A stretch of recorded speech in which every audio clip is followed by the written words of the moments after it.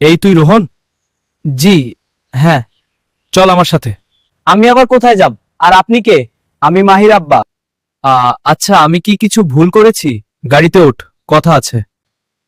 আমাকে মারবেন না তো? আগে উঠ, তারপর সব বুঝবি। অ্যাঙ্কেল, আমি সত্যি কিছু করিনি। আমি তো আপনার মেয়েকে বলেছি আমি তাকে ভালোবাসি না, সেটাই তো সমস্যা। মানে? আমার মেয়েকে কেউ না বলেছে, এটা জীবনে প্রথম। আমি আসলে ভয় পেয়েছিলাম। ভয় কেন? সবাই বলে আপনি অনেক রাগী মানুষ। রাগী তো বটেই, কিন্তু মেয়ের কষ্ট আমি সহ্য করতে পারি না। মাহি কি খুব কাঁদছে? তোর জন্যই কাঁদছে। আমি তাকে কষ্ট দিতে চাইনি। তাহলে কেন বললি তুই তাকে ভালোবাসিস না? কারণ আমি ভেবেছিলাম আপনারা আমাকে মেরে ফেলবেন। তুই সত্যিই খুব সোজা ছেলে। আমি ছোটবেলা থেকেই এরকম। ঠিক আছে, এখন আমার সাথে চল। কোথায়? আমার বাড়ি। কি? ভয় পাস না, কেউ তোকে মারবে না। আব্বু, তুমি রোহনকে নিয়ে এসেছো? হ্যাঁ মা, তোর সাথে কথা বলার জন্য এনেছি।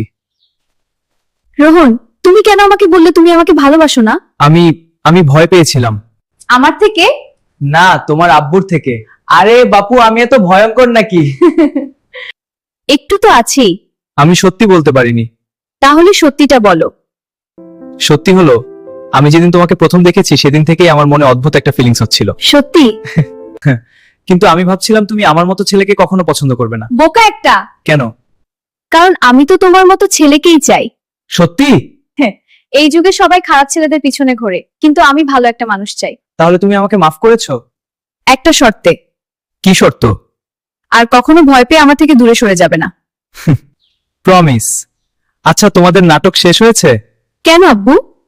কারণ আমি একটা কথা বলতে চাই। জি আঙ্কেল, আমি ছোটবেলা থেকে মাহিকে একাই বড় করেছি। ও আমার সবকিছু। বুঝতে পেরেছি আঙ্কেল।